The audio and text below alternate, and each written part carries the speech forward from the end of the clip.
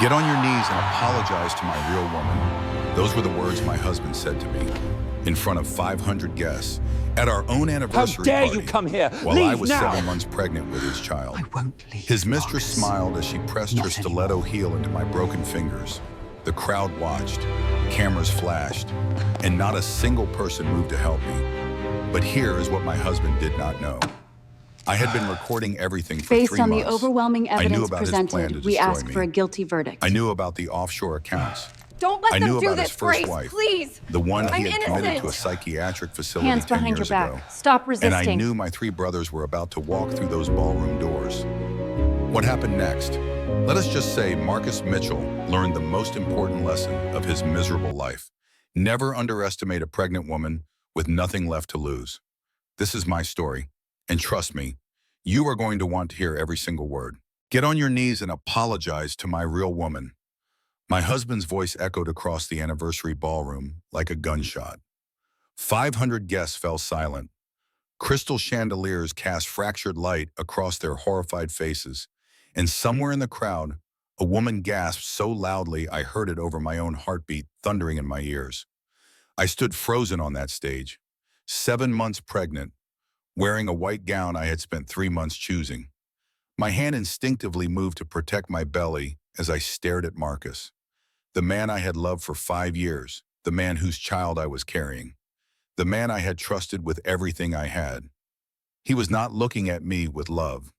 He was looking at me like I was dirt beneath his Italian leather shoes. Beside him, Victoria Shaw smiled. Her red dress clung to her perfect figure like a second skin, and her hand rested possessively on my husband's arm. The same arm that had held me through morning sickness when I could not keep anything down. The same arm that had wrapped around me when we found out we were having a daughter. The same arm that had wiped my tears when I thought I was going to miscarry at 10 weeks. All of it had been a lie. Every touch, every comfort, every whispered promise. "Marcus," I whispered. "What are you doing?" He laughed. Actually laughed, and the sound was so cold, so foreign that I wondered if I had ever known him at all. This was not the laugh I had fallen in love with him.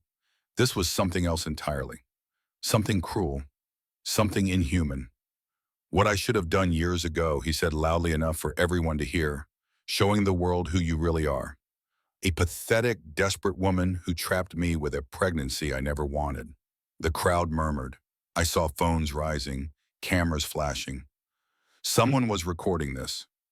My humiliation would live forever on the internet, replayed and shared and commented on by strangers who would never know my name but would remember my shame.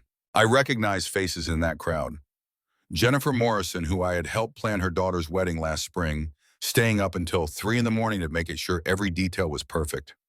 Robert Chen, whose struggling restaurant I had featured on my boutique's social media, bringing him hundreds of new customers and saving his family business from bankruptcy. Denise Williams, who had cried on my shoulder for 6 hours when her husband left her, who had sworn we would be friends forever, who I had loaned $5,000 to when she could not make rent. Not one of them moved to help me now. Not one of them even met my eyes. Victoria stepped closer to me, her stiletto heels clicking against the stage like a countdown to destruction. "You heard him," she said sweetly, her voice dripping with poison disguised as honey. "Get on your knees, apologize for wasting 5 years of his life. Maybe then he will let you keep some dignity in the divorce." I looked out at the sea of faces. Business partners Marcus had introduced me to. Neighbors who had brought us casseroles when we moved in. Women I had considered friends. Not one of them moved. Not one of them spoke. They were afraid of Marcus. I understood that fear because I had lived with it for years without admitting it to myself. The subtle put-downs that made me question my own intelligence. The isolation from my family that happened so gradually, I did not notice until it was complete. The way he controlled our finances, even though my boutique brought in more money than his failing real estate ventures.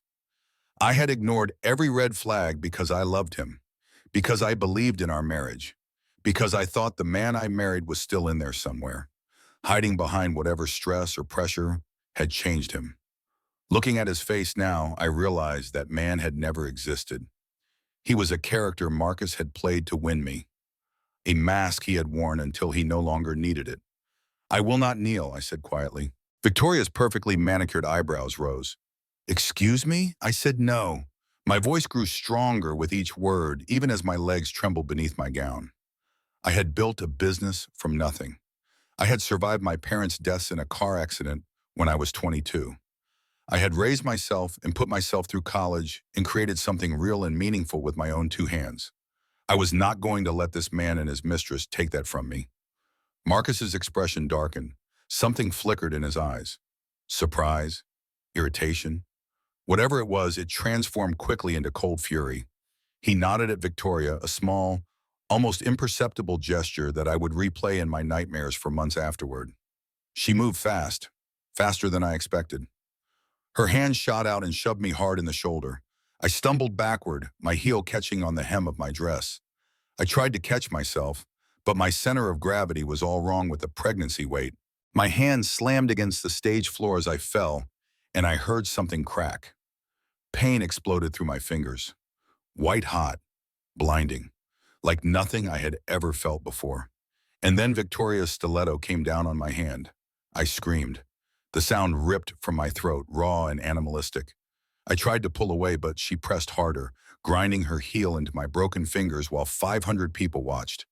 The pain was unlike anything I had ever experienced. I could feel the bones shifting under her weight, could hear the awful grinding sound that would haunt my dreams for years. My vision went white at the edges, and for a moment I thought I might pass out. But I did not, because my daughter was inside me, depending on me to stay conscious, to stay alive, to protect her from the monsters wearing human faces. Marcus laughed again.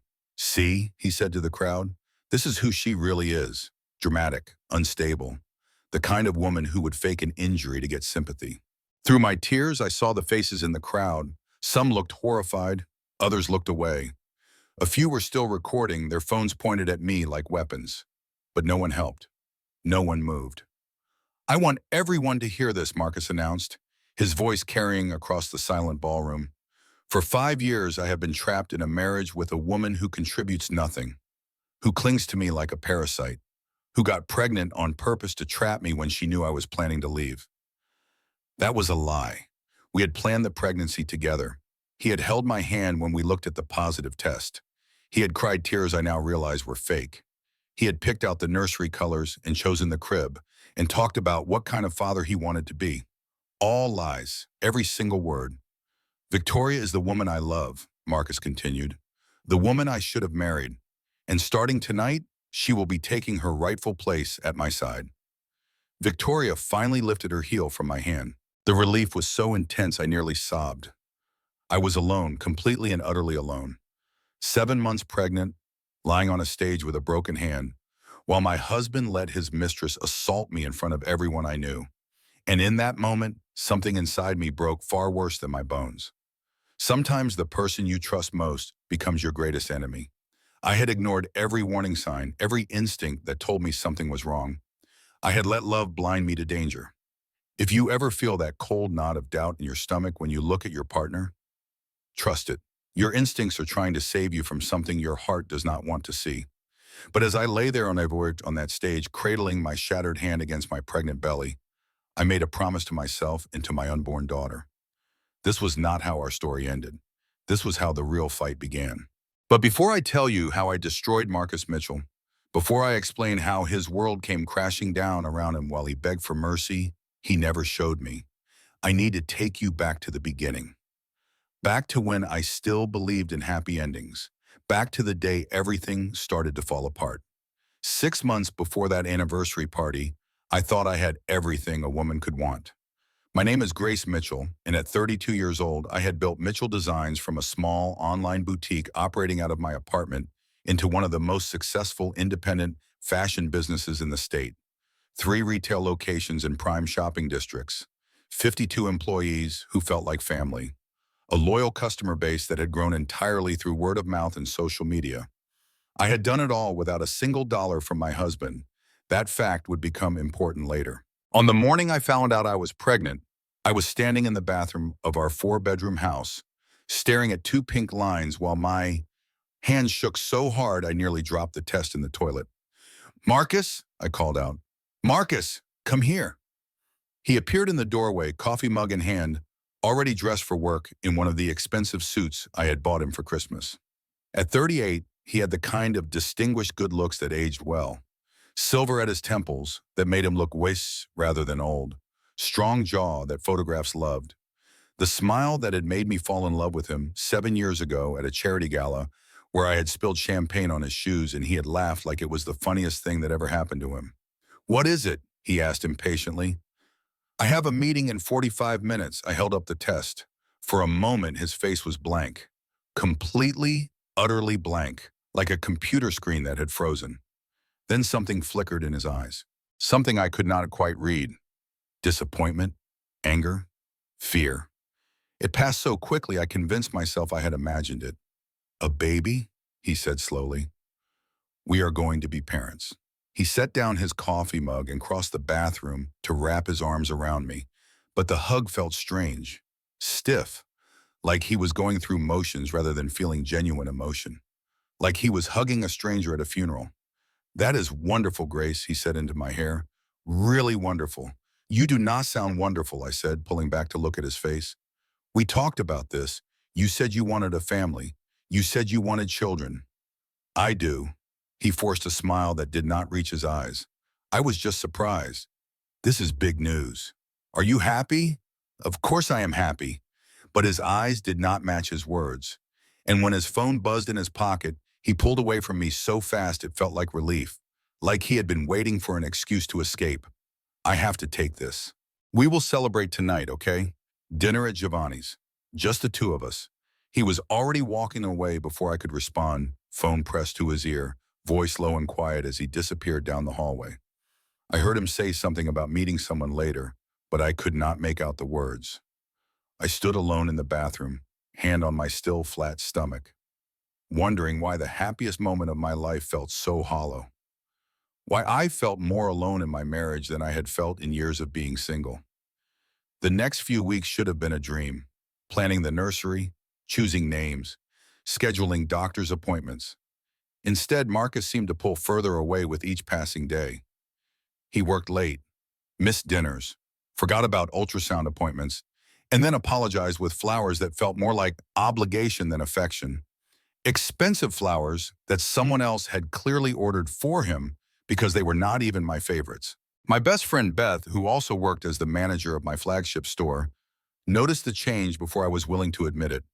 "Girl," she said one afternoon while we were reviewing inventory numbers in my office, "you look like someone ran over your puppy and then backed up to do it again. What is wrong?" "Nothing, just tired. Pregnancy fatigue." Beth raised one perfectly shaped eyebrow.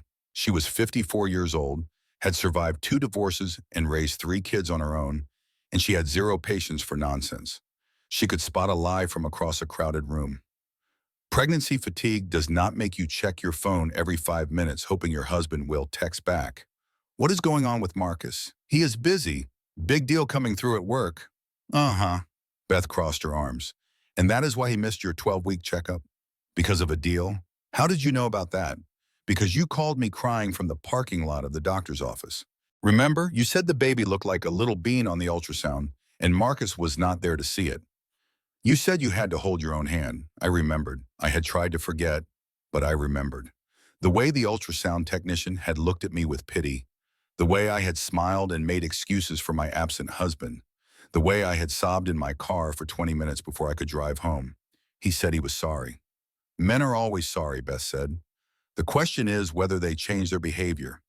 Sorry without change is just manipulation with extra syllables." I wanted to argue with her. I wanted to defend my husband, my marriage, the life I had built. But somewhere deep in my gut, a cold knot of doubt had been growing for weeks. A feeling I could not shake no matter how many times I told myself I was being ridiculous. That night I did something I had never done before in 5 years of marriage. I checked Marcus's phone while he was in the shower. His passcode was our wedding anniversary date. He had never been creative with security. As I scrolled through his messages, my heart pounding so loud I was sure he could hear it over the running water, I found what I was looking for, and wished I had not. A text thread with someone named V. The messages were deleted, but the thread itself still existed. I could see the timestamp of the most recent exchange. 3 hours ago. Right around the time Marcus said he was stuck in traffic on the highway because of an accident. There had been no accident that day. I had checked. The shower turned off. I quickly set the phone back on the nightstand and pretended to be reading a magazine when Marcus emerged with a towel wrapped around his waist. "Everything okay?" he asked casually. "Fine, just looking at nursery ideas." He glanced at his phone, then at me. Something flickered in his expression. Suspicion? Guilt? I could not tell. "I was thinking," he said slowly, "maybe you should step back from the business for a while. Focus on the pregnancy. Let Beth handle things. I have been running Mitchell Designs for 8 years. Why would I stop now? Because you are stressed." He sat on the bed beside me, and his hand found my belly in a gesture that should have been tender but felt possessive. "Too much stress is not good for the baby. I'm just worried about you." Isolation is the first weapon of a manipulator. At the time, I did not recognize what Marcus was doing. He was not concerned about my health. He was trying to cut me off from the one thing that gave me independence, confidence, and a support system outside of our marriage. If you have a partner who consistently tries to separate you from work, friends, or family under the guise of concern, pay attention. Love does not isolate. Control does. I did not step back from the business, but I also did not confront Marcus about the mysterious V in his phone. I told myself I was being paranoid. Hormonal. That pregnancy was making me see threats where none existed. It was the first of many lies I told myself over the next few months. And each lie brought me one step closer to that stage, that party, that moment when everything I believed about my life would shatter like glass. The first time I met Victoria Shaw, I knew something was wrong. It was a Tuesday afternoon, 3 months before the anniversary party. I had decided to surprise Marcus at his office with lunch from his favorite deli. We had been distant lately, and I thought maybe a small gesture would help bridge the gap between us. His secretary smiled when I walked in. "Mrs. Mitchell," she said warmly, "he is in a meeting right now, but I am sure he will be done soon. Can I get you some water while you wait?" "I will just pop in and leave this for him," I said, holding up the bag of sandwiches. "He has been skipping meals." The secretary's smile faltered. "Maybe you should wait. Miss Shaw is with him, and they specifically asked not to be interrupted." Miss Shaw, his business partner. She has been working closely with him on the Riverside development. My husband had never mentioned a business partner, especially not a female one. But I kept my expression pleasant as I walked past the secretary's desk and pushed open the door to Marcus's private office. The scene inside hit me like a physical blow. Marcus was sitting on the edge of his desk. Victoria Shaw was standing between his legs, her fingers adjusting his tie, her body close enough to his that a sheet of paper could not have fit between them. She was beautiful in that sharp, predatory way that made other women feel inadequate. Red dress, perfect makeup, blonde hair that looked like it belonged in a shampoo commercial. They sprang apart when I entered, but not fast enough. "Grace," Marcus said, his voice too casual, "what are you doing here?" "I brought lunch." I held up the bag like a shield. "I did not realize you had company." Victoria turned to face me, and her smile was the kind that did not reach her eyes. Calculated. Assessing. "Oh, you must be Grace," she said sweetly. "Marcus talks about you all the time." "I am Victoria. Victoria Shaw. It is so nice to finally put a face to the name." She extended her hand. I shook it, noting the firmness of her grip, the way her eyes traveled over my pregnant belly with barely disguised contempt. "Marcus never mentioned you," I said politely. Something flickered in Victoria's expression. Surprise? Irritation? "Well," Marcus replied quickly, "we have been so busy with the project. You know how it is, work keeps me distracted." "Clearly." Victoria laughed, a tinkling sound that set my teeth on edge. "I should let you two have lunch. Marcus, we can finish our discussion later." She paused at the door and looked back at me. "Grace, he mentioned you used to be so fit before the pregnancy. Have you tried prenatal yoga?" It worked wonders for my sister. The comment landed exactly where she intended it. I felt my cheeks burn as she walked out, leaving behind a trail of expensive perfume and weaponized politeness. That night, I tried to talk to Marcus about Victoria, tried to express my discomfort with how close they had seemed, how intimate their body language was. His response set the template for every conversation that followed. You are imagining things, Grace.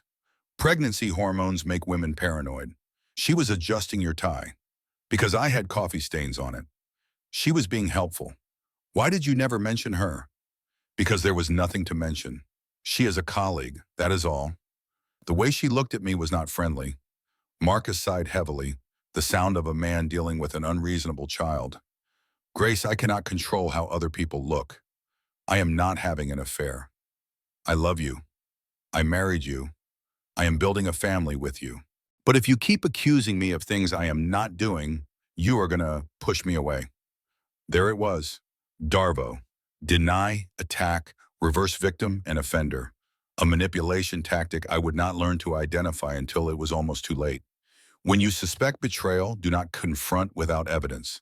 Document everything. Dates, times, behaviors. At the time, I did not take that advice. I let Marcus convince me I was being irrational, and I buried my suspicions beneath apologies and renewed efforts to be a better wife. But somewhere in the back of my mind, a seed of doubt had been planted. 3 weeks later, I started keeping a notebook. Small things at first. Times Marcus said he would be home versus times he actually arrived. Receipts I found in his pockets from restaurants we never visited. The way his phone was suddenly always face down, always on silent, always password protected with a code that was no longer our anniversary date. I did not know yet that I was building my own survival kit. I thought I was just trying to prove myself wrong. The lies we tell ourselves to stay in broken relationships are the cruelest lies of all. 3 weeks before the anniversary party, Marcus came home from work with a smile I had not seen in months. I have incredible news, he said, pulling me into a hug that felt genuine for the first time in ages. The Riverside project came through. We are going to make more money than I ever dreamed. That is wonderful, I said cautiously. I had learned to be suspicious of his good moods. And I was thinking, for our anniversary, we should throw a party, a real celebration. 5 years of marriage, the baby on the way, the business success. Let us show everyone what the Mitchells are made of. A party at the Grand Meridian, 500 guests, black tie, the whole thing. Marcus, that will cost a fortune. Money is not a problem anymore. His eyes gleamed with something I could not identify. Trust me, Grace, this party is going to change everything. He was right about that last part, just not in the way I expected. I threw myself into planning the event. It gave me something to focus on besides my growing suspicions about Victoria, who seemed to appear everywhere Marcus went these days. Business dinners, client meetings, even the gym, apparently, based on the workout selfies I found on his Instagram that he forgot to hide from me. Beth helped me with the party arrangements, and she did not hide her concerns. 500 people is a lot, she said while we reviewed seating charts, especially with you this far along. Are you sure Marcus could not handle some of this? He is busy with work. He is always busy with work. Beth studied my face. Grace, honey, I have known you for 8 years. I have watched you build an empire with nothing but determination and good taste. And I have watched you shrink over the past few months. You used to take up space in a room. Now you apologize for existing. I do not know what you mean. Yes, you do. She reached across the table and took my hand. Whatever is going on with Marcus, you deserve better. You know that, right? I wanted to argue. I wanted to defend my marriage, my choices, my husband. But instead, I burst into tears. The hormones, the exhaustion, the constant gnawing fear that I was losing everything I had built, it all came pouring out. Beth held me while I cried, rubbing circles on my back like I was a child. You are going to be okay, she said quietly. I do not know how yet, but you are going to be okay. You are the strongest woman I know, Grace. Whatever is coming, you will survive it. I did not know how right she was. 2 days later, I found the first piece of real evidence. Marcus had left his laptop open on the kitchen counter while he showered. Normally, I would have ignored it. Privacy was important in a marriage, I told myself. Trust was essential. But his email was open, and a message from Victoria sat at the top of his inbox with a subject line that made my blood run cold. Anniversary party plan. I clicked on it before I could stop myself. The email thread loaded slowly, each line revealing another layer of the nightmare my life was about to become. Victoria. Everything is set. The video will play at 9:15, right after the toast. Are you sure you want to do it this public? Marcus. She needs to be broken publicly. Completely. So when I file for divorce, everyone will think she is unstable. I will get everything. The business, the house, and I will make sure she never sees that kid unsupervised. Victoria. And the documentation? Marcus. Handled. I have employees ready to testify about her erratic behavior. The narrative is already set. Crazy pregnant wife snaps at anniversary party. Victoria.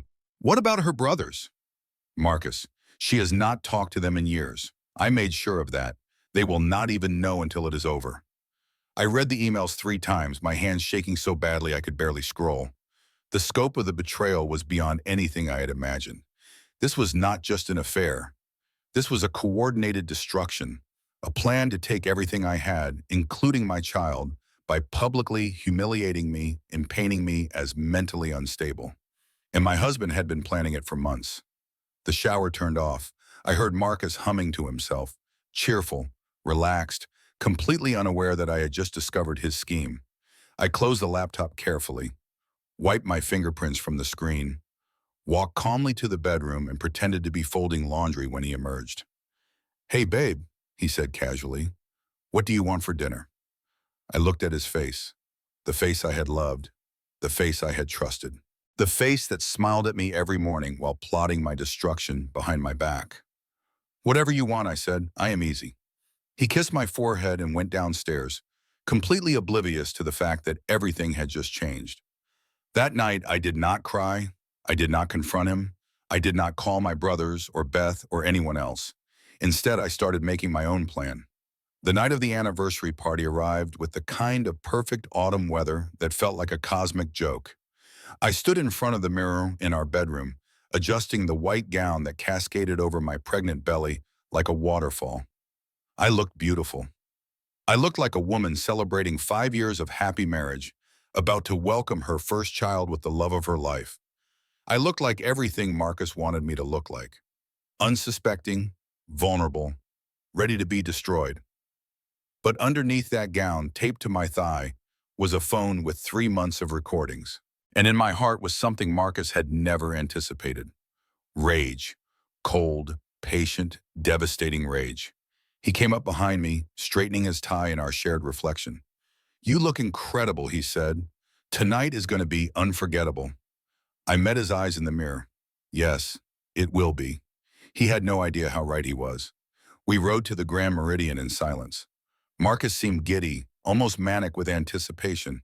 He kept checking his phone, typing quick messages that made him smile. Once, he actually laughed out loud at something on the screen. Probably Victoria sending him encouragement before they destroyed me together. I knew who he was texting, I knew what they were planning, and I knew that in approximately 3 hours, Marcus Mitchell would learn the most important lesson of his miserable life. Never underestimate a pregnant woman with nothing left to lose. The ballroom was stunning. Crystal chandeliers scattered light like frozen tears across the ceiling. Silk tablecloths in cream and gold covered 200 tables. White roses cascaded from every surface, their sweet scent almost nauseating in its perfection. 500 of our closest friends and associates milled about in black tie attire, champagne glasses catching the light like weapons waiting to be used. I moved through the crowd like a ghost in my own celebration. People congratulated me, kissed my cheeks, touched my belly with the familiarity that pregnant women somehow invite. And I smiled at every single one of them, knowing that in a few hours, most would pretend they had never met me. Jennifer Morrison, whose daughter's wedding I had helped plan, told me I was glowing. Robert Chen, whose restaurant I had saved from bankruptcy with a single social media post, said Marcus was the luckiest man alive. Denise Williams, who had sobbed in my arms for 3 hours when her husband left, whispered that she hoped her next marriage would be as perfect as mine. I smiled at all of them, and I wondered which ones would still meet my eyes tomorrow. Beth found me almost immediately. "How are you holding up?" she whispered, her hand finding mine in the crowd. "I will let you know in about 2 hours." She squeezed my hand. Whatever happens, I am here. I meant what I said, Grace. You are the strongest woman I know. I saw Marcus across the room, deep in conversation with Victoria. She was wearing red again. Of course she was. The color of blood, the color of warning signs I had ignored for too long. The color she would probably wear to my funeral if Marcus had his way. They were laughing together, comfortable, intimate. The way Marcus and I used to laugh before he decided I was more valuable as a victim than a wife. Abusers escalate. What starts as emotional manipulation becomes public humiliation, becomes physical control. The moment someone tries to break your dignity, that is your signal. This person wants to own you, not love you. I had learned that lesson too late to prevent what was coming, but I had learned it in time to prepare. The party proceeded according to Marcus's plan. Dinner was served, filet mignon and lobster tail, because Marcus always had to have the best of everything, even when he was planning to destroy his pregnant wife. Speeches were made. His business partner called him a visionary. His college roommate called him the most loyal friend a man could have. His mother, sitting in the front row with tears in her eyes, called him the perfect son. I wondered if she would still think that in an hour. People laughed and toasted and told us what a beautiful couple we were. And through it all, Marcus kept glancing at the clock, waiting, anticipating, savoring the moment that was coming. At 9 o'clock, he took the stage. "If everyone could please direct your attention to the screen," he announced, his voice booming through the microphone. "We have a special tribute prepared." My heart hammered against my ribs. This was it, the moment he had been planning for months, the moment he thought would break me, the moment I would turn into his worst nightmare. The screen flickered to life. Instead of wedding photos and romantic memories, it showed something else entirely. Marcus and Victoria at a beach resort, their arms wrapped around each other on a sun-drenched balcony, kissing in a restaurant booth with candles flickering between them, entering a hotel room together, his hand on her lower back in a gesture I recognized because he used to touch me the same way. Then came the text messages, displayed in giant letters for everyone to read. "Grace is such a cow. Cannot wait to be rid of her. Just a need to make her look crazy at the party. Then we take everything. She actually thinks I love her. Pathetic." The room erupted in gasps. 500 people inhaled at the same moment, creating a sound like the ocean pulling back before a tsunami. I saw phones rising to record. I saw faces turning toward me with expressions ranging from horror to pity to something worse. Fascination. They were fascinated, watching my humiliation like it was entertainment. Victoria climbed onto the stage, her red dress a splash of blood against the white backdrop. Her smile was triumphant, victorious, the smile of a woman who thought she had already won. "I think it is time for honesty," she announced, her voice dripping with false sweetness. "Marcus and I have been together for 2 years. 2 beautiful years of real love while he was trapped in a marriage with a woman who could never make him happy.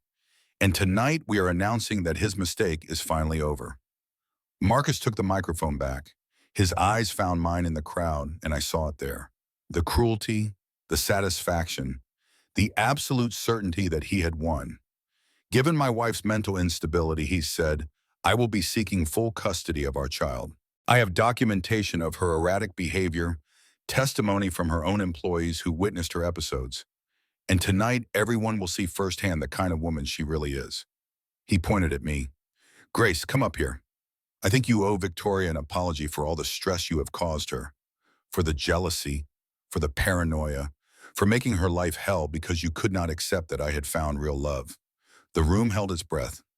500 people waited to see if I would break. I walked to the stage. My legs felt like they belonged to someone else, but I made them move anyway. Every eye in the room followed my progress. Every phone recorded my journey. They expected tears. They expected begging. They expected the crazy pregnant wife to finally snap. They had no idea what was coming. When I reached the top of the stairs, Marcus grabbed my arm. His fingers dug in hard enough to bruise. "On your knees," he hissed, his voice low enough that only I could hear. "Now. Do it, or I will make sure you never see this baby." I looked at him, at Victoria standing beside him with that satisfied smirk. at the 500 faces watching us, waiting for my destruction. And then I did something they did not expect. I smiled. "Marcus," I said calmly, my voice carrying across the silent ballroom, "are you finished?" His grip tightened. "What?" I asked if you were finished, because I would like to show everyone something too. I pulled out my phone and pressed a button. The screen behind us flickered again. New footage appeared. Our kitchen, the granite countertops I had picked out, the pendant lights I had chosen, the home I had made beautiful while my husband plotted my destruction in it. Marcus and Victoria's voices filled the ballroom through the speaker system, clear as church bells on a Sunday morning. She needs to be broken publicly, completely. So when I file for divorce, everyone will think she is unstable. What about her family? She has not talked to them in years. I made sure of that. Intercepted every call, deleted every message, convinced her they wanted nothing to do with her. And the business, Victoria laughed in the recording. Once she is declared mentally unfit, we can claim she never built it, that you were the real brains behind Mitchell Designs. All those assets become ours. The stores, the brand, the customer list. Everything she built will belong to us. The crowd erupted, but this time they were not gasping at my humiliation. They were gasping at his. This was not the destruction Marcus had planned. This was something else entirely. "What is this?" Victoria screamed, her composure shattering like cheap glass. "That recording is illegal. You cannot use this." "Actually," I said, taking the microphone from Marcus's frozen hand, "it is not. We live in a one-party consent state, and I consented to record our home security system. Every word you said in my house for the past 3 months is documented. Every plan, every insult, every detail of how you intended to steal my child and my company." Marcus's face went white. His mouth opened and closed like a fish dying on a dock. "You knew, I knew. I knew for weeks. I watched the footage. I listened to your plans. I documented everything." I smiled. "Did you really think I would let you destroy me without fighting back? Did you think I was that weak? That stupid?" I turned to face the crowd. 500 faces stared back at me, and this time I saw something different in their eyes. Respect. 5 years ago, I married a man I thought loved me. I was wrong. But I am not going to stand here and pretend to be a victim, because I am not. I am a woman who built a business from nothing while my husband contributed nothing but criticism. A woman who is about to become a mother despite carrying a child whose father planned to use her as a weapon. And a woman who does not need anyone's permission to take back her own life. The ballroom doors burst open. 3 men walked in. Tall, powerful, furious. My brothers had arrived. Daniel, James, and Noah Mitchell were not the kind of men you forgot meeting. Daniel, the eldest at 40, was a corporate attorney whose reputation for ruthlessness preceded him into every courtroom. Defense lawyers called him the executioner behind his back because he never lost a case and never showed mercy. James, 37, had built a tech company from his college dorm room into a billion-dollar enterprise. Forbes had featured him twice. Tech magazines called him a visionary. But to me, he was still the brother who had taught me to ride a bike and held my hand at our parents' funeral. And Noah, at 34, had spent 8 years in the Marine Corps before starting a security consulting firm that served some of the most powerful people in the country. He had done 3 tours in Afghanistan. He had medals he never talked about, and he had a particular set of skills that made very bad men very nervous. I had not spoken to any of them in 3 years. That was Marcus's doing. Slowly, deliberately, methodically, he had isolated me from everyone who loved me. Missed family dinners became canceled holidays, became years of silence. He had convinced me that my brothers disapproved of our marriage so strongly that they wanted nothing to do with me. "They hate how much you need me," he would say. "They think you are weak for loving me this much. They do not understand what we have." It was a lie. One of hundreds. One of thousands.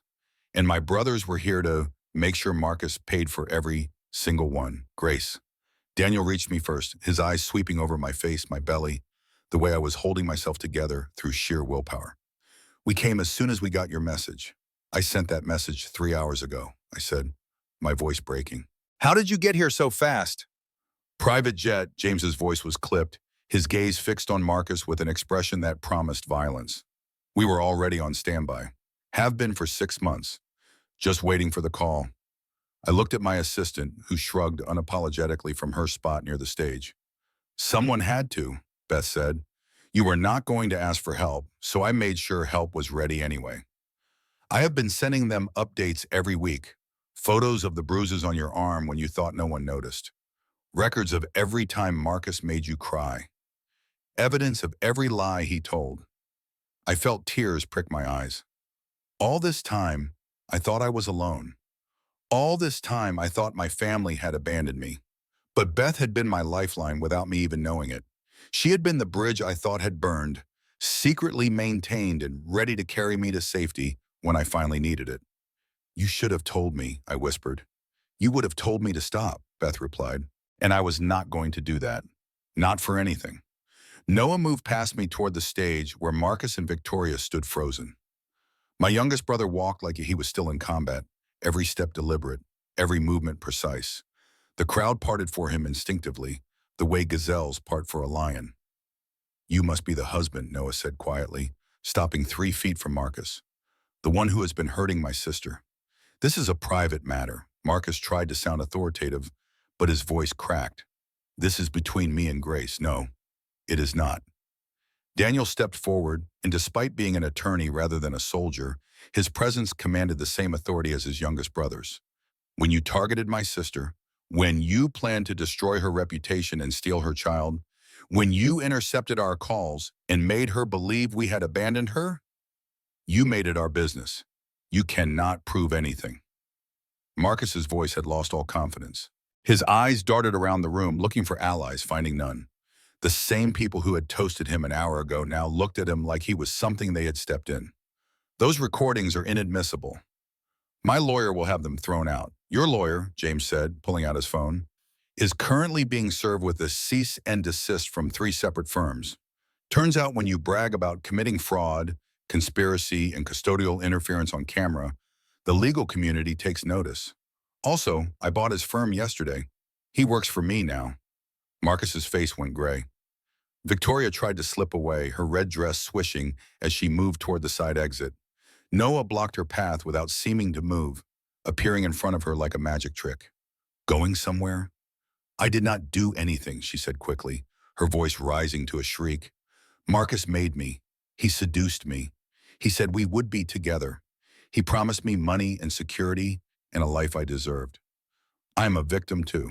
He promised you money, I said from the stage. How much? 40%. Victoria's mask cracked completely, revealing the desperate ambition underneath. 40% of everything after the divorce. The business, the house, the investments. He said I would finally have the life I was meant to live. Interesting. I looked at Marcus. Because according to the offshore accounts your accountant told me about, you were not planning to give her anything. The numbered accounts in the Caymans, all in your name. The shell company in Delaware? Yours alone.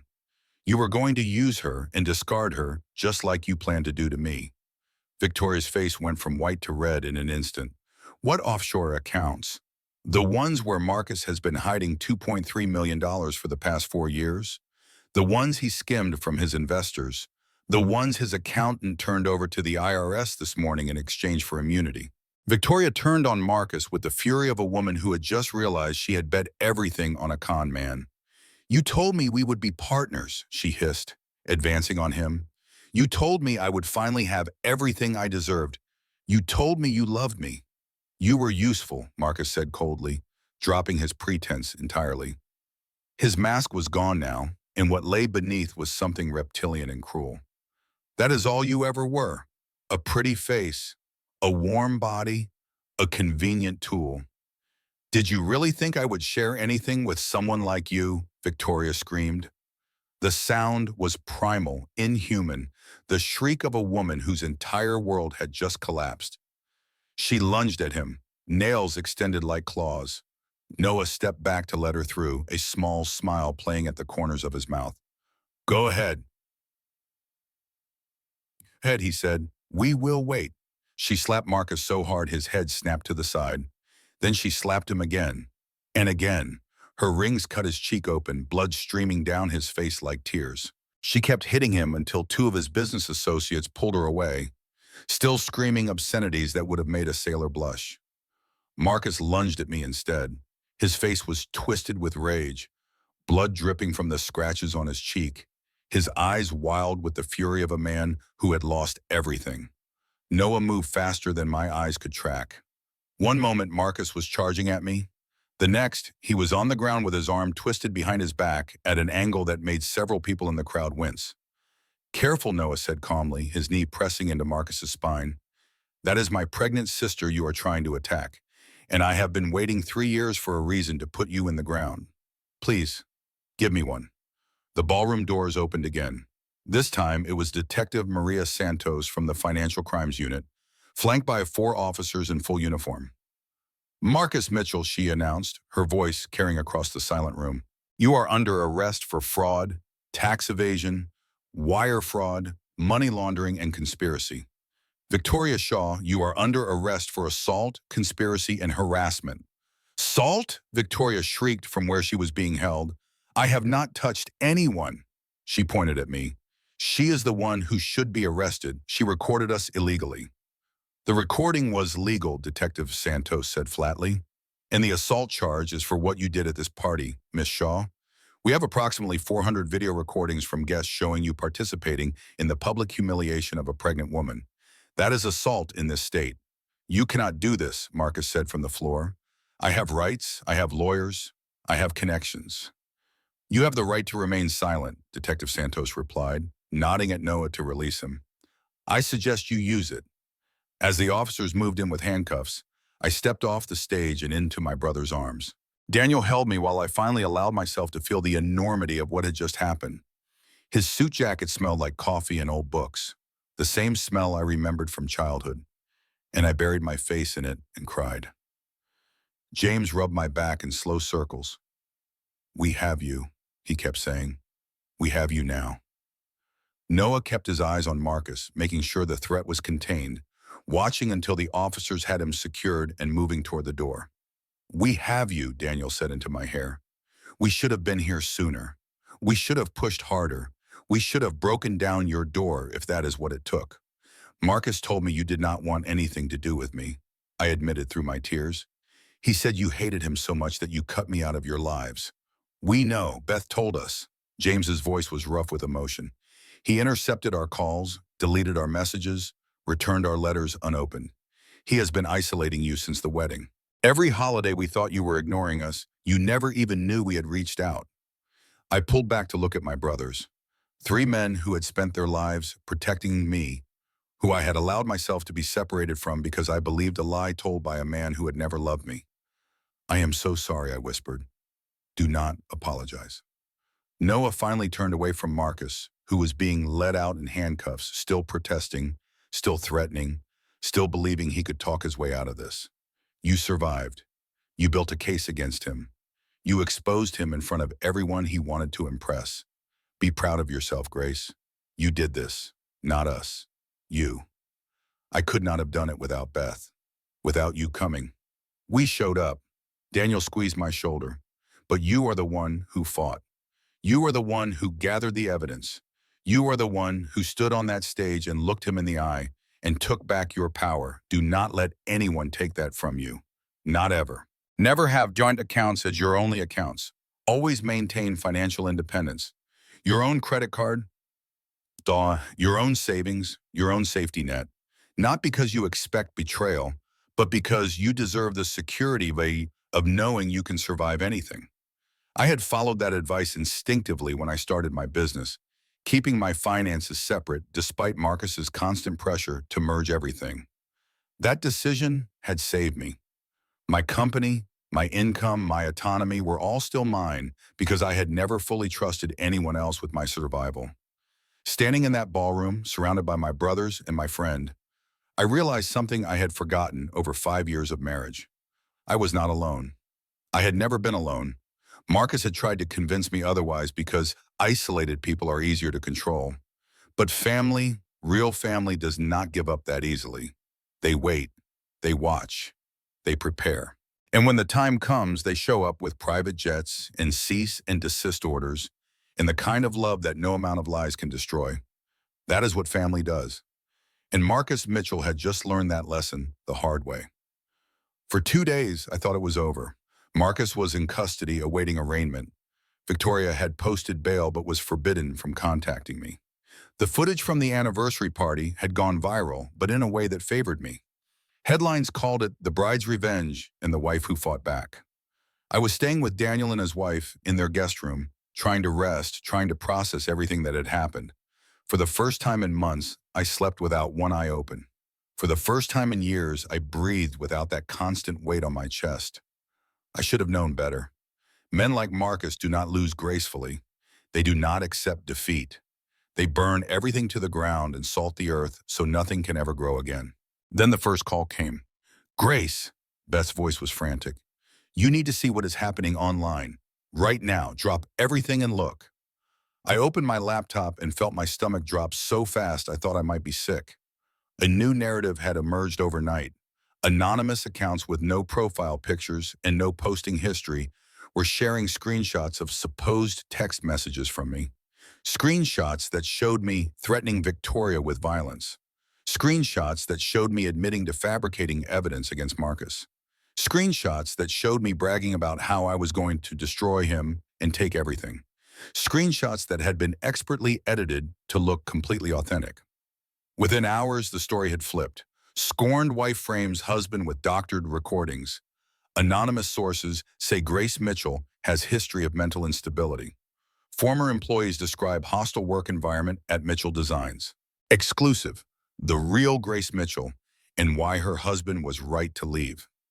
I scrolled through the comments, each one a knife to my chest. She is obviously crazy. Look at her eyes in the video. Classic narcissist. Women like this make real victims look bad. She should be ashamed. I hope he gets full custody of that poor baby. No child deserves a mother like her. This is why men have trust issues. She literally tried to destroy him. I bet she faked the pregnancy to trap him. Some women will do anything. I closed the laptop and pressed my hands against my belly, where my daughter was kicking frantically as if she could sense my distress, as if she knew that the man who helped create her was still trying to destroy us both, even from behind bars. This was exactly what Marcus had planned all along. Even from jail, he was still orchestrating my destruction. He had backup plans for his backup plans, and I had been foolish enough to think one night of victory would be enough. One night of victory against a man who had spent his entire life learning how to destroy women and get away with it. The door opened. Daniel walked in with his laptop, his face grim. "We have a problem," he said, sitting beside me on the bed. "Marcus's lawyer just filed an emergency motion this morning. They are claiming the recordings were illegally obtained and doctored. They have expert testimony lined up from 3 different forensic analysts. The recordings are real. Every word, every frame. We know that. But proving it will take time. Weeks, maybe months. And in the meantime, they are trying to get the charges dropped and file a custody petition claiming you are an unfit mother." My hand moved instinctively to my belly. "He cannot take my baby. He is trying." Daniel's jaw tightened. "The motion claims you have a documented history of mental illness, that you have been hospitalized before, that you are a danger to yourself and others." That is all lies. We know. But lies told loudly enough and often enough start to sound like truth. That is what Marcus is counting on. I felt the walls closing in, the same walls that had trapped me for 5 years, the same walls I thought I had finally escaped. There has to be something we can do. There is. Daniel sat beside me. "The good news is we have resources he does not know about. James has his tech team analyzing those fake screenshots right now. They will prove they are manipulated, trace them back to their source, and expose whoever created them. And I have been building a case file on Marcus for years. Years, since your wedding." Daniel's expression was pained. "I never trusted him, Grace. None of us did. But you were an adult. You made your choice. All we could do was gather information and wait for the moment you would need it. You have been investigating my husband for 5 years. We have been protecting you for your entire life. This was just a different kind of protection." I wanted to be angry. Part of me was angry, But mostly I was grateful. Grateful that my brothers had never given up, even when I pushed them away. Even when Marcus convinced me they did not care. Even when years passed without a single word between us. There is something else, Daniel said carefully. Something I need to tell you, and it is going to be hard to hear. What? You are not Marcus's first wife. I stared at him. The words did not make sense. What do you mean? He was married before, 10 years ago, a woman named Emily Harrison. They divorced after 2 years. She accused him of the same things you experienced. Isolation, financial manipulation, emotional abuse, gaslighting, complete destruction of her support system. I felt ice spreading through my veins. What happened to her? Marcus got ahead of the story, convinced everyone she was mentally unstable, found a psychiatrist willing to sign commitment papers, had her committed to a psychiatric facility against her will. I felt like I was falling, even though I was sitting still. The room spun, my vision blurred. He had her committed? For 6 months. She lost everything. Her home, her apartment, her savings, her reputation. By the time she got out, Marcus had divorced her, taken everything she owned, and moved on. To you, and you knew this? I found out 3 years ago, when I started digging into his background. Daniel took my hand. Grace, Emily is still out there. She has been trying to rebuild her life ever since. And when I contacted her last week, she agreed to testify. Testify to what? To a pattern of behavior. To Marcus's playbook. Daniel's jaw tightened. You were not his first victim, Grace. But if we do this right, you will be his last. Coalitions built on betrayal always collapse. Marcus had thought he was invincible because he had done this before and gotten away with it. He thought his playbook was unbeatable because it had worked once. But patterns create evidence. Evidence creates accountability. And the woman he had destroyed before me was ready to help make sure he could never destroy anyone again. That afternoon, I made a decision. I was done hiding, done waiting, done letting Marcus control the narrative. It was time to fight back. And this time, I would not fight alone. I called a press conference for Friday afternoon. Marcus's legal team tried to block it, citing ongoing litigation and concerns about pretrial publicity. They filed motion after motion, claimed it would prejudice the jury pool, argued that I was trying to manipulate public opinion. The judge denied every single one. Freedom of speech applied to victims as well as defendants. And I was done being silent. 3 days before the conference, I sat down with Detective Santos in a small interview. Room at the police station. I need to know everything, I told her. Every crime Marcus committed, every person he hurt, every lie he told. I want the complete picture. That is a lot of ground to cover, she said, pulling out a thick folder. Are you sure you are ready for this? I have time, and I need to know what I am dealing with. Over the next 48 hours, the scope of Marcus's deception became horrifyingly clear. Layer after layer of lies, each one worse than the last.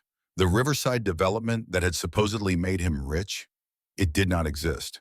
Not a single building, not a single permit, not a single legitimate investor. He had been running a Ponzi scheme for 3 years, using new investor money to pay off old investors while skimming millions for himself. His real estate company, mostly fake properties and forged documents. The addresses existed, but Marcus did not own them.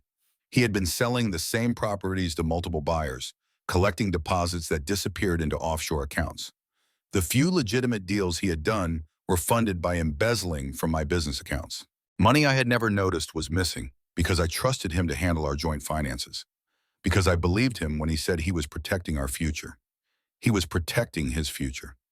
Not ours, never ours. Victoria was not just his mistress. She was his partner in fraud.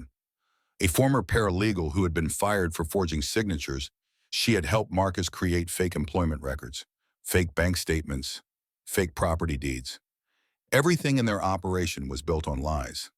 And Emily, his first wife, she was not crazy. She never had been.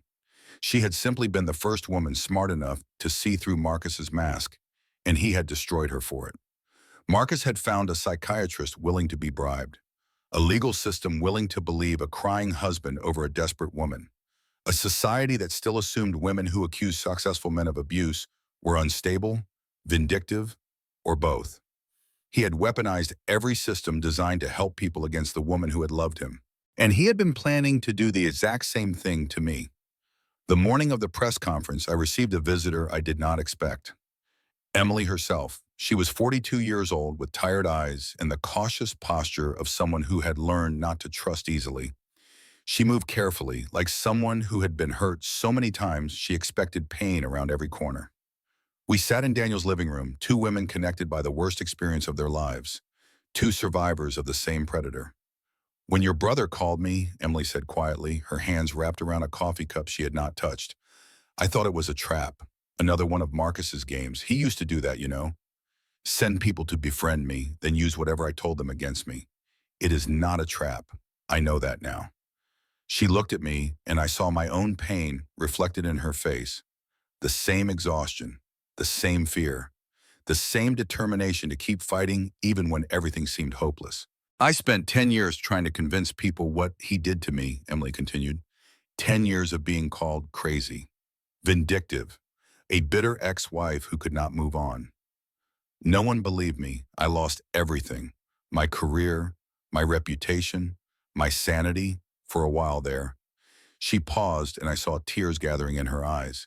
And then I found out he was doing it again. To you, and I thought maybe this time. Maybe if there are two of us. Maybe someone will finally listen. "Why did you not warn me?" I tried. Emily's voice cracked. "I wrote letters to your home. I tried to find you on social media. I even drove to your store once, but I lost my nerve in the parking lot." She took a shaky breath. "He had you so isolated. Every message I sent got intercepted. Every attempt I made got blocked. I did not even know if you knew I existed." "I did not. He never mentioned you." "Of course he did not." Emily laughed bitterly. "I was his practice run, his first successful destruction. Why would he want you to know I existed?"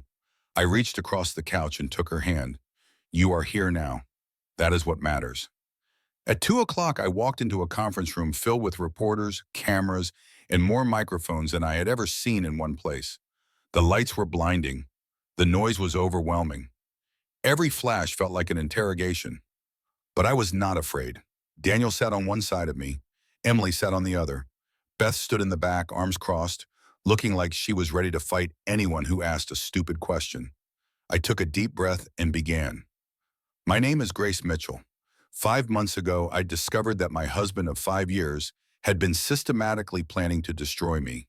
He intended to publicly humiliate me, fabricate evidence of mental illness, and use our unborn daughter as leverage to steal the business I built from nothing." The cameras flashed. Reporters leaned forward. The room was silent except for the clicking of shutters. But I am not here to talk about what Marcus did to me.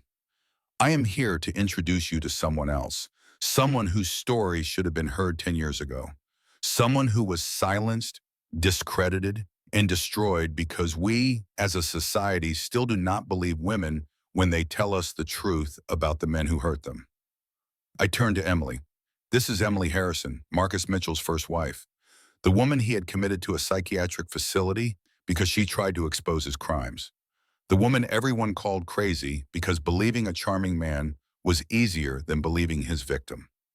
Emily leaned into the microphone. Her voice shook at first, but grew stronger with every word. "Everything Grace just said happened to me first. Word for word, tactic for tactic, lie for lie.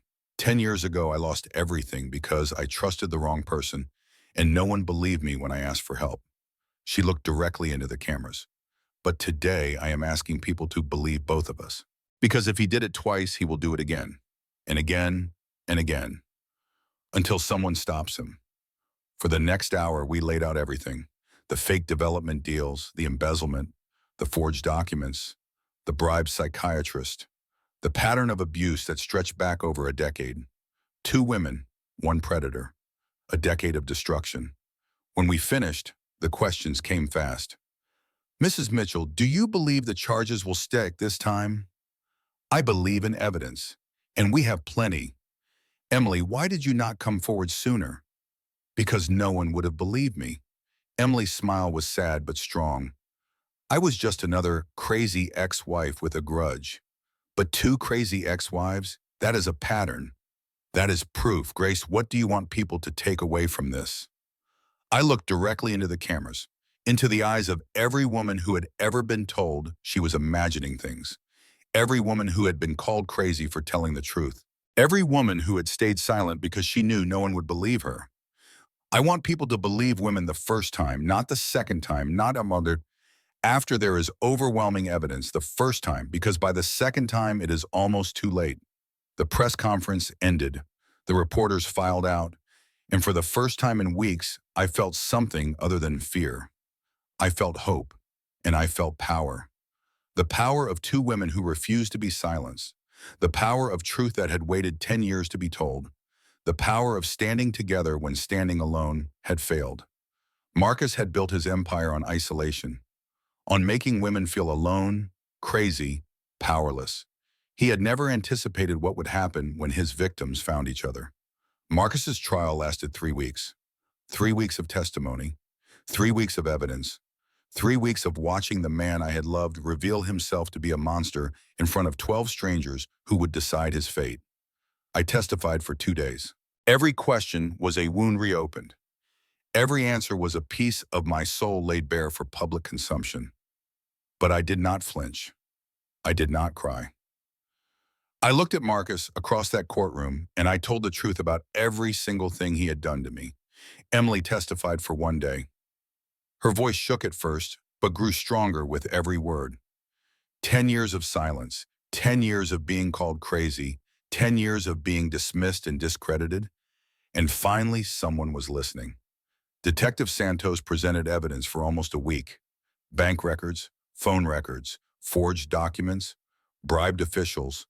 The scope of Marcus's crimes was so vast that even the judge looked shocked. And when the jury finally returned their verdict, I was sitting in the front row of the courtroom, my hand on my belly where my daughter was kicking, my brothers seated directly behind me like a wall of protection. The foreman stood.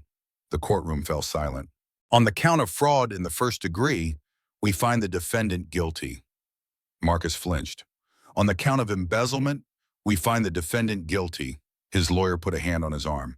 On the count of tax evasion, we find the defendant guilty. Victoria, seated in the gallery in her prison jumpsuit, actually smiled. On the count of conspiracy to commit assault, we find the defendant guilty. On the count of witness tampering, we find the defendant guilty. On the count of custodial interference, we find the defendant guilty. The list went on and on. Guilty, guilty, guilty. 12 times the foreman said that word, and 12 times I watched Marcus shrink a little more. When the final verdict was read, Marcus collapsed, actually collapsed, like his strings had been cut, like the puppet master had finally let go. His lawyer caught him before he hit the floor, but barely. Victoria, who had pleaded guilty to lesser charges in exchange for testimony against him, was already serving 18 months in minimum security. She had sold out the man she claimed to love the moment she realized he had been planning to betray her too. Coalitions built on betrayal always collapse. The judge sentenced Marcus to 15 years in federal prison. 15 years, 5,475 days, 131,400 hours. Each one a small piece of justice for everything he had taken from me, from Emily, from every person he had ever deceived. I did not feel joy when I heard the number. I thought I would. I had imagined this moment for months, pictured the satisfaction of watching him finally face consequences for a lifetime of cruelty. But all I felt was relief and a bone-deep exhaustion that would take years to fully process. After the sentencing, Marcus's lawyer requested a moment for his client to address me. The judge surprisingly allowed it. Marcus stood, handcuffed, flanked by marshals. He looked smaller than I remembered, diminished, like the bravado had been surgically removed along with his freedom. The expensive suit was gone, replaced by an orange jumpsuit that made his skin look sallow. The confident smile was gone, replaced by something that almost looked like fear. "Grace," he said, his voice cracked on my name. "I am sorry." I stared at him. This man I had married, this man I had loved, this man I had believed when he told me I was nothing without him. "I know you probably do not believe me," he continued, But I am. I never meant for things to go this far. You plan to have me committed, I said quietly. You plan to take my daughter. You plan to destroy everything I built. You did the same thing to Emily 10 years ago. Which part did you not mean? He had no answer. For once in his life, Marcus Mitchell had nothing to say. I loved you, he finally managed. In the beginning, I did love you. No, I shook my head slowly. You loved what I could give you. My money, my connections, my willingness to believe your lies. That is not love, Marcus. That is parasitism. There is a difference. I stood up and looked at him one last time. This man who had tried to break me. This man who had almost succeeded. This man who would spend the next 15 years in a cell while I built the life he tried to steal. I thought I would have something profound to say. Some final devastating words that would haunt him forever. But in the end, I realized he did not deserve my words. He did not deserve my anger. He did not deserve anything from me at all. Goodbye, Marcus. I turned and walked out of the courtroom without looking back. My daughter was born 6 weeks later. 14 hours of labor. Epidural that only worked on one side. A moment of terror when the monitors beeped too fast and nurses rushed in with concerned faces. But at 3:47 in the morning, on a Tuesday in November, Hope Elizabeth Mitchell came into the world screaming. I named her Hope, not because I was feeling particularly hopeful in those first painful hours, but because she represented everything her father had tried to take from me and failed. The future, the possibility of happiness, the belief that something good could come from something terrible. My brothers were in the waiting room when the nurses finally let them in. Daniel held her first, tears streaming down his face despite his attempts to look composed. He was a ruthless corporate attorney who made grown men cry in courtrooms, and here he was, undone by a 7-pound baby girl. She has your chin, he said, his voice breaking. The Mitchell chin. Poor thing. James kept saying she has your eyes over and over, like he could not believe something so perfect existed. He took approximately 400 photos in the first 10 minutes. Noah just stood guard by the door, making sure no one disturbed us. Even in a hospital maternity ward, my youngest brother was still a Marine, still protecting his family. Beth arrived an hour later with balloons, flowers, and a onesie that said, "My mom is a badass." This seems inappropriate for a newborn, I said weakly. She will grow into it. Beth sat on the edge of my bed and took my hand. Her eyes were red. She had been crying. How are you feeling? Exhausted, terrified, happier than I have ever been. That sounds about right. She looked at Hope, sleeping peacefully in my arms. You did it, Grace. You really did it. I looked at my daughter, this tiny, perfect person who had no idea what her mother had survived to bring her into the world. I'm going to tell her the truth, I said, when she is old enough. About her father, about everything. Why? Because I want her to know that strength is not about never falling. It is about getting back up. It is about fighting for yourself even when no one else will. I stroked Hope's cheek, marveling at how soft her skin was. I want her to know she comes from a woman who refused to be broken. The people who want to destroy you are counting on you giving up. Your survival is your victory. Your thriving is your revenge. I had not just survived, Marcus Mitchell. I had thrived. My business was stronger than ever. My relationships with my brothers had been rebuilt. My daughter was healthy and perfect. And Marcus was spending the next 15 years in a cell, surrounded by men who did not care about his charm, or his lies, or his expensive suits. That was enough. It had to be enough. 1 year later, I stood outside the newly opened second location of Mitchell Designs, watching customers stream through the doors for our grand opening celebration. The past 12 months had been the hardest of my life. Rebuilding my reputation after Marcus's smear campaign. Rebuilding my confidence after years of being told I was worthless. Learning how to be a mother while processing the trauma of my marriage. Some days I could barely get out of bed. Some days I cried in the shower so Hope would not see. Some days I looked in the mirror and still heard Marcus's voice telling me I was nothing. But I kept going, one day at a time, one foot in front of the other. And I had done it. With help, yes, but I had done it. Boss, Beth appeared beside me with a tablet, her heels clicking against the sidewalk. The early numbers are insane. We are going to beat projections by at least 40%, maybe 50. That is great. You do not look great. You look like you are about to throw up. I am nervous, I admitted. This is the first big public event since the trial. There are going to be cameras, questions, people who remember what happened, people who still think I am the crazy wife who framed her husband. Beth put her hand on my shoulder. Grace, listen to me. You exposed a predator.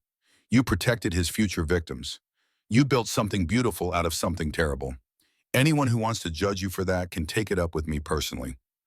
I laughed despite myself. You cannot fight all my battles. Watch me. Beth grinned. I have been practicing. Inside the store, I made my rounds, shaking hands, thanking customers, pretending to be more confident than I felt. Then I saw a familiar face near the jewelry display. Emily. She had changed in the years since the trial, stood straighter, smiled more easily. The haunted look in her eyes had faded, replaced by something like peace. She had gained weight, healthy weight, the kind that came from finally being able to eat without anxiety. Grace. She pulled me into a hug. Look at this place. You did it. We did it. I could not have gotten through the trial without your testimony. Emily shook her head. You would have found a way. You are not the kind of woman who gives up. Neither are you. Not anymore. We stood together, two survivors of the same storm, watching the life I had built from the ashes of destruction. Can I ask you something, Emily said. Anything. Do you regret it? Any of it? I thought about the question. Really thought about it. I regret trusting Marcus. I regret the years I lost believing his lies. I regret the distance from my family, the doubt about myself, the moments I let him make me feel small. My voice strengthened, but I do not regret fighting back. I do not regret exposing him. And I do not regret a single thing that led me to where I am now. Emily nodded slowly. I spent 10 years wishing I had done more, wishing I had been braver, smarter, stronger. And then I watched you do everything I wished I had done, and I realized something. What? It was never about being braver or smarter or stronger. It was about being ready. You were ready in a way I was not, and that is okay. We both survived. That is what matters. We both survived. 3 simple words that meant everything. A woman approached us tentatively.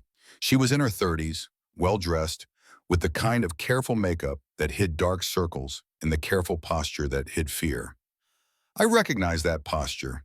I had worn it for 5 years. Excuse me, she said quietly. Are you Grace Mitchell? I am. I saw your press conference and I read about the trial. She glanced around nervously, then back at me. My husband, he does the same things. The isolation, the manipulation, the lux. She paused. I did not think anyone would believe me. But then I saw you and I thought maybe someone would. I reached out and took her hand. What is your name? Rachel. Rachel, I said gently. I believe you. And there are people who can help. Would you like me to introduce you to someone? Her eyes filled with tears. She nodded. I led her to a quiet corner of the store and sat with her while she told her story. It was heartbreakingly familiar. The gaslighting, the control, the fear that no one would believe her if she spoke up. The way he made her feel crazy for noticing the obvious. When she finished, I gave her Detective Santos's card and the number for a domestic violence hotline. You are not alone, I told her, and you are not crazy. Whatever he told you, whatever he made you believe about yourself, it is not true. You are strong enough to survive this. I know because I am looking at you, and I see myself 1 year ago. How did you survive? Rachel asked. How did you get through it? One day at a time, one decision at a time. And I surrounded myself with people who loved me, even when I tried to push them away. I squeezed her hand. You can do this, Rachel. I believe in you.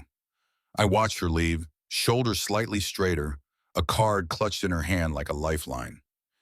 Emily appeared beside me. That was beautiful, she said softly. That was the point. I turned to face her. Not the revenge, not the trial, not even the business. This, helping someone else see that they are not alone. You have changed, Emily said. I survived. I smiled. That changes everyone.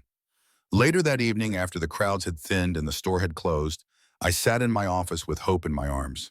She was grabbing at my necklace, babbling in the way babies do, when they are trying to communicate something important but have not figured out words yet.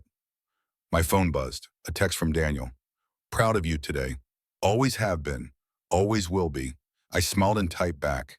Thank you for never giving up on me. Never. That is what family does. I looked around my office, the pictures on my desk, my diploma on the wall, the window overlooking the store I had built with my own hands, my own vision, my own determination. 5 years ago, I married a man who wanted to destroy me. He almost succeeded.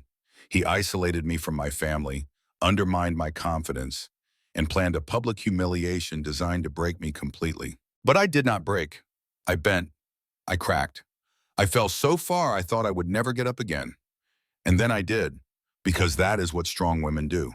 We get back up, we fight back, we build something beautiful from the ruins of our worst experiences. Hope yawned and snuggled closer to my chest. Let me tell you a story, I whispered to her, about a woman who thought she had everything, lost it all, and discovered that losing everything was just the beginning. She blinked up at me with eyes that looked exactly like mine. Once upon a time, there was a woman who forgot her own strength, and a man who tried to use that forgetting against her.